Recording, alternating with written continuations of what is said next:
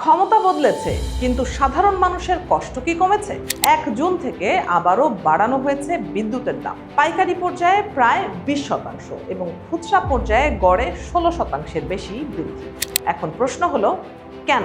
সরকার বলছে উৎপাদন খরচ বেড়েছে, কিন্তু সমালোচকরা বলছে বছরের পর বছর ধরে বিদ্যুৎ খাতে নেওয়া কিছু ব্যয়বহুল সিদ্ধান্তের বোঝা এখন জনগণের কাঁধে চাপানো হচ্ছে।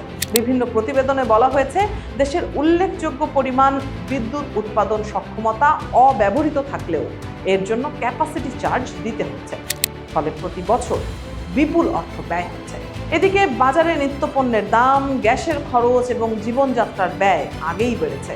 তার উপর বিদ্যুতের নতুন মূল্য বৃদ্ধি মধ্যবিত্ত ও নিম্ন আয়ের মানুষের জন্য নতুন চাপ তৈরি করবে বলে আশঙ্কা করা হচ্ছে। আপনার কি মনে হয়, বিদ্যুতের এই দাম বৃদ্ধি কি বাস্তবতার প্রয়োজন, নাকি নীতিগত ব্যর্থতার ফল? কমেন্টে আপনার মতামত জানান।